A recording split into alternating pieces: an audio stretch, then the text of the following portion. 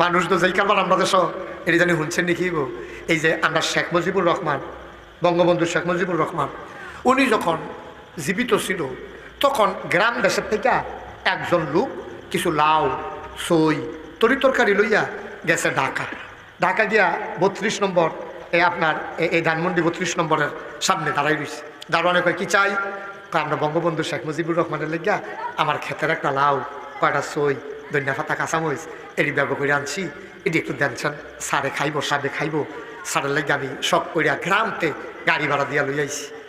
দারোয়ানে কয় তোর এই লাউ সই খাওয়ানোর লেগে বঙ্গবন্ধু বইয়া রয়েছে, এবার ভাই এত কষ্ট করে আনছি, আপনি ইয়ে দমকান কিনতে এবার খাইব না হালাই দিব হেবাটার ব্যাপার, আপনি কিন্তু দিয়ে নাইবেন, তাহলে আমি গিয়ে দিয়ে আপনি কিন্তু অনুমতি খাইব, তুমি শান্তি তার আমি দিতেছি। তার কান্দাকাটি দেখা, তার অনুরোধ দেখা সেটা বেড়ায় লইয়া গেছে উপরে। গেছে পরে শেখ মুজিবুর রহমান সব কয় কি কয় যে স্যার ওই গ্রামতে একবার লাউ সই লই আইছে, আপনার লেগে হাতিয়া, আপনার জন্য উপহার, এবার আর খেতে লাউ। তো শেখ মুজিবুর রহমান তো মায়ায় মন্ডা বড়া, এবার রে গ্রামতে লই আইছে রে, কষ্ট করে লই আইছে। তখন উনি 2টা 5 টিকা নোট 10 টাকা তার হাতও দিছে, কয় নাও, কইল যে এটা কোনো দাম টাম না, এটা খুশি হইয়া আমি দিছি, এবার গাড়ি টাড়ি লইয়া যাইব, গাড়ি দিয়া যাইব, এবার আমি খুশি হইয়া আনন্দের সাথে দিলাম। এখন 10 টাকা দারোয়ানের হাতও দিছে, পরে দারোয়ানে করছে কি তার নিচে আইয়া সেটা তার হাতও দিছে 5 টাকা। কত কথা কইতেন না, কত আইনা দিছে? 5 টাকা দিছে। পরে গ্রামের মানুষটা কান্দন শুরু করছে, কারে বেচলে কি আমি বাজারও বেচতাম পারি না, আমরা এগুলো কংসনগর বাজার আছে না, ফারুয়ারা আছে না, বেচারিগুলো দিয়ে বাজারের কি অভাব আছে, বেচলে তো আমরা বাজারে বেচতাম পারি। উনি আমার এই লাউ সুয়ের দাম দিল 5 টাকা, আমি কি বেসনের লেগে আনছিলাম, আমি আনছি মায়া কইরা, আর উনি আমার লাউ সুয়ের দাম দিল কেছিলেন দিয়ে কান্দা দিচ্ছে। শেখ মুজিবুর রহমান আবার উফরেতে জানালা দিয়ে দেখছে লোকটা হাউমাউ করে কানতে আছে, তাড়াতাড়ি পাঞ্জাবিটা টান দিয়া নিচে আইয়া দেহে লোকটা কানতে আছে, পেহারা হাত লইয়া রয়েছে। শেখ মুজিবুর রহমান সাহেব কয় কিতা কান্দেন কে রে, আপনি কই থেকে আসছেন? কান্না করেন, আমি খুশি হইয়া দিছি। কয় স্যার আপনি লাউ সই কি আমি বেচলে বাজারও পাই না, আমি কি ব্যস্তাম আইছি, আমি আইছি আপনার খুশি মনে হাদিয়া দিতাম, আপনি আমার 5 টাকা দিলেন। কয়টা? কয় লুটটা হনো আতো না দিচ্ছেন, যেহেতু আত্মীয় তো রয়েছে, এখন আমি কি খুঁড়ো লইছি। শেখ মুজিবুর রহমান সাহেব মনে মনে কয় যেই দেশ দোতলাতে নামতে নামতে 10 টাকা 5 টাকা হইয়া যায়, এই দেশটার কিতা করব, কিতা করন দেশটারে লইয়া, সিটারের হেডকোয়ার্টার, ঠিক কিনা কও? মুসলমান বাঘ এনা ধরে রয়েছে মুসলমানের, দাঁড়িয়ে সুরমায় আতরে কাজলে পাঞ্জাবি পায়জামায় মনে হয় ফেরেস্তা নাজিল হইছে। চরিত্র তো কাফেরের চাইতে খারাপ, ঠিক কিনা কও? তোরা হকিন্নির বিজ্ঞান ভিতরে তোরা কুরুপ মেরে বলে তাও,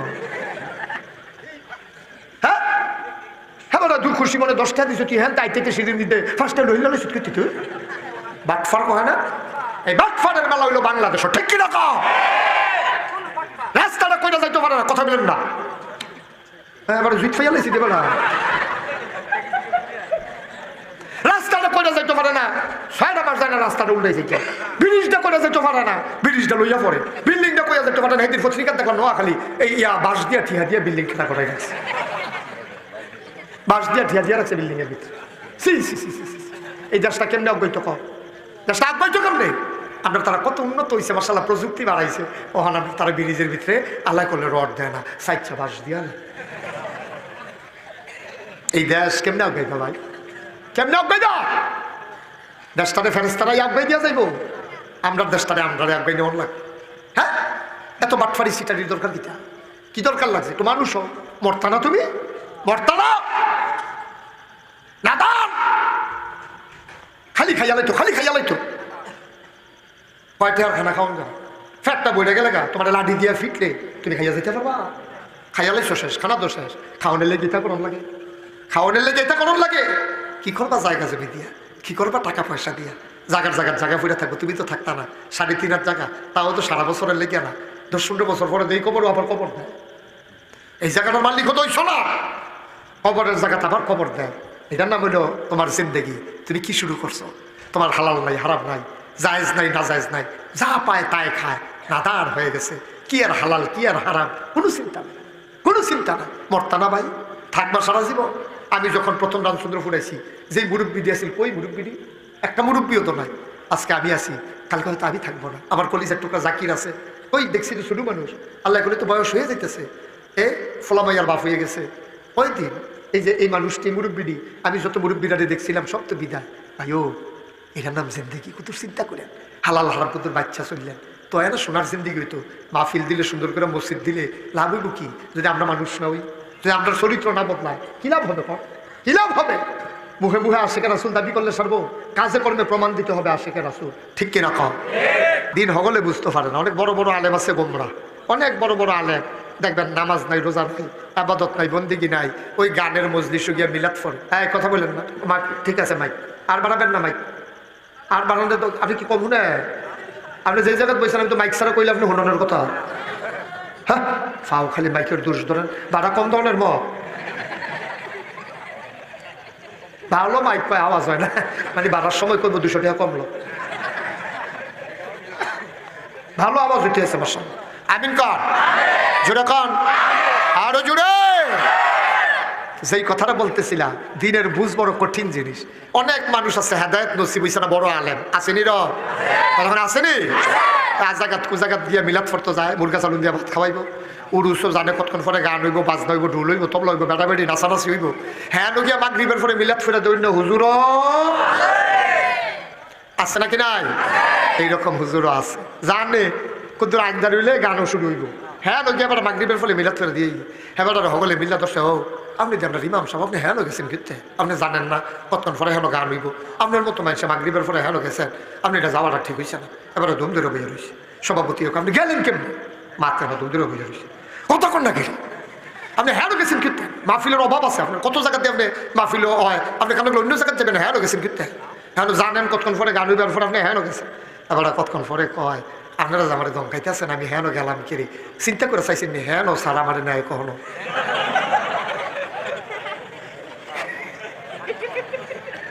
ঠিক কিনা ক? আসলেও তো শব্দ সব কামো লাগে না তো। এবার হ্যাঁ নয়, যে যেমনি চলতে চায় আল্লাহ তার এমনি চালায়। ঠিক কিনা ক? আল্লাহ বড় মেহেরবান, আল্লাহ বড় দয়াবান, যে যেমনি চলতে চায় আল্লাহ তার এমনিই চালায়। আপনি হালাল পথে চলবেন আল্লাহ চালাবে, আপনি হারাম পথে যাবেন আল্লাহ আপনাকে হারাম পথে নিয়ে যাবে। দেখবেন যে হারাম ছাড়া আপনার হারাম লাগে না, হারামে আপনার আরাম। আরেকবারে হারাম দেখলে এবার এই কাম লাগলে না খাইয়া থাকবো, এবারে হারামও যাইতো না। এইরকম মানুষ এখনো আছে নাকি নাই? হযরত আবু বকর সিদ্দিক রাদিয়াল্লাহু তাআলা আনহু, সুবহানাল্লাহ বলবেন না? ওই যে কইছিলাম যে যেমনি চলতে চায় আল্লাহ এমনি চালায়। তার কলজাটার ভিতরে শুধু আল্লাহর ডর, আমরার কলজার ভিতরে তো নানান ডর। ওয়াজের আগে নিয়ত করে কোন ওয়াজ না করলে জানি তারা খুশি হইব, সামনের বছর জানি দাওয়াত দিবনি, এই চিন্তা করে ওয়াজ করে। আর অনেক লোক আছে ওয়াজ কইরা যাইতে আছে, যার মন্দার তার উফরিয়া যাও, কাম লাগবে সেরা বেড়া কইরা লাগবে, কিন্তু ওয়াজ ছাড়াছাড়ি নাই, হক কথা কইয়া যাইতে আছে, আল্লাহ তারা দিয়া কোয়াইতে আছে। ঠিক কিনা খাও?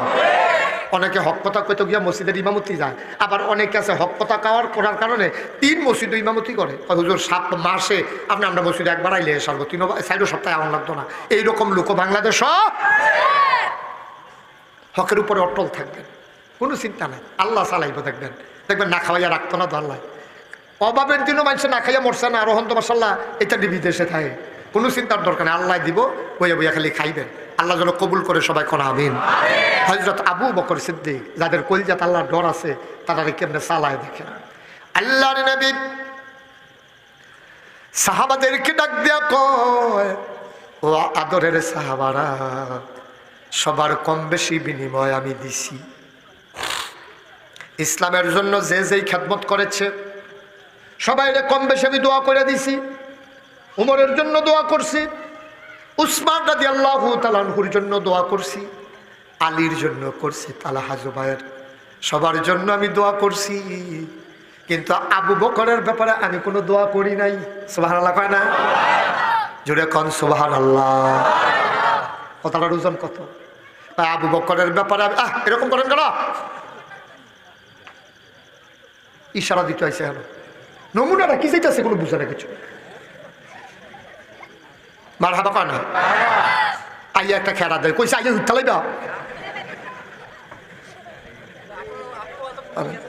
হ্যাঁ নতুন আমার ওয়াজ আইয়া খেলুড়ি সেরকম দেখছো কোনো কেন হাতে ঠিক কথা কইছে। হ্যাঁ নতুন শ্রোতা। হ্যাঁ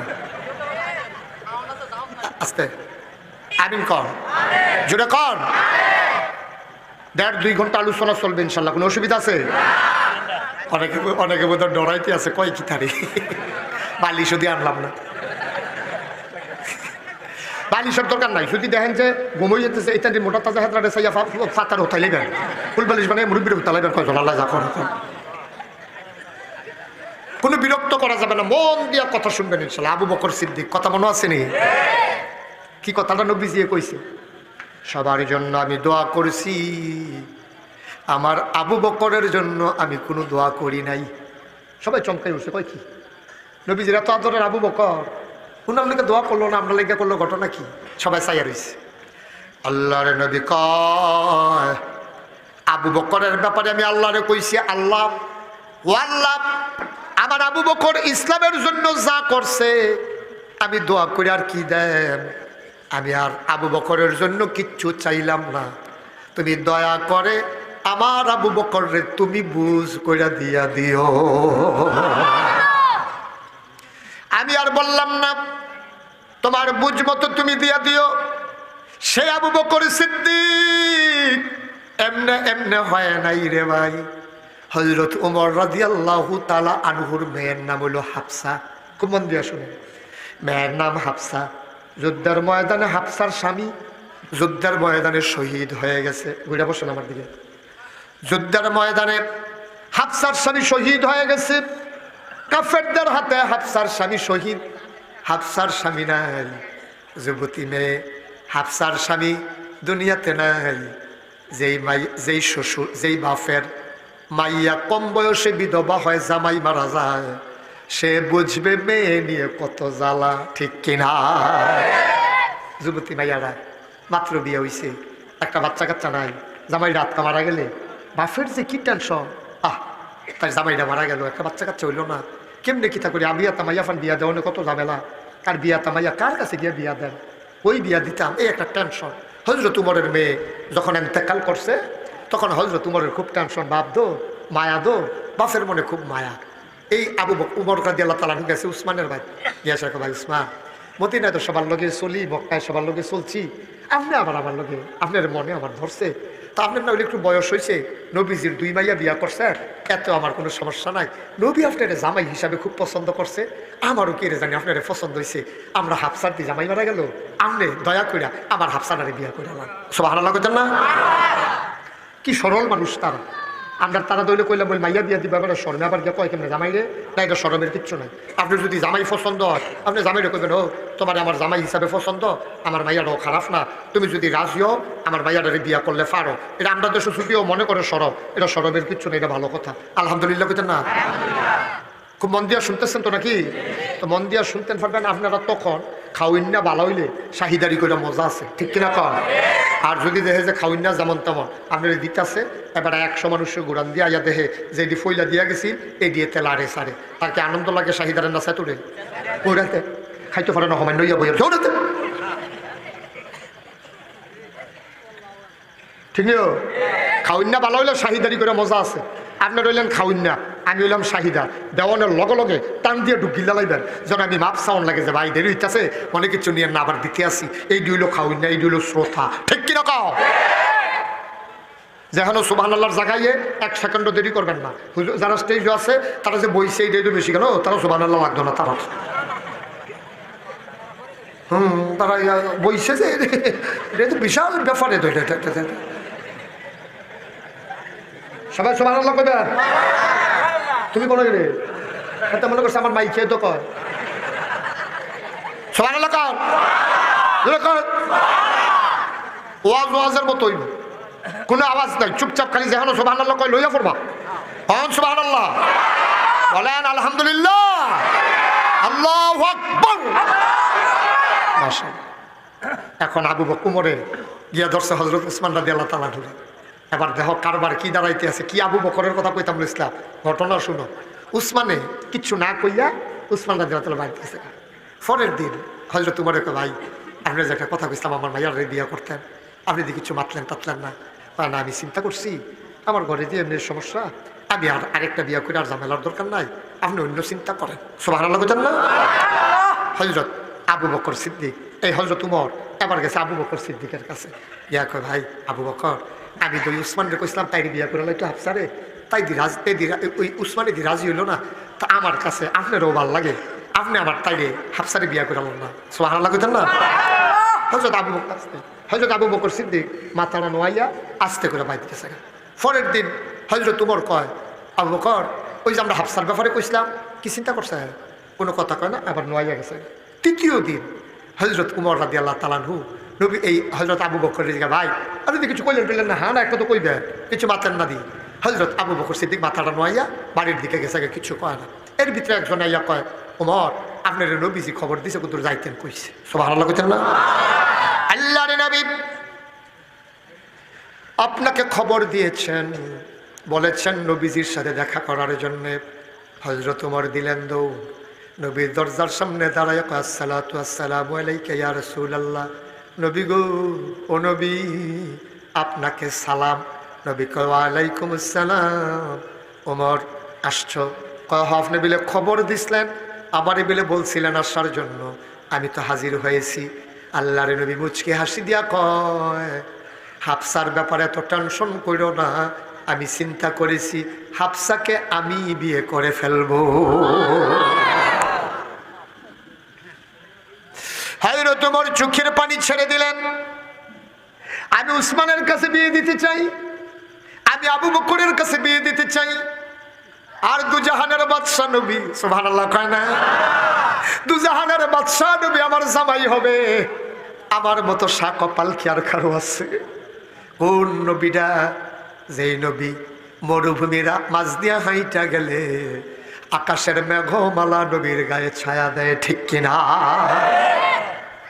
নবীটা কি হর্ষ না ডাট? কি ডাট নবী, কি বড় নবী! কথা তো সৈরা জাগিতে আছে, অসুবিধা হয়নি কোনো?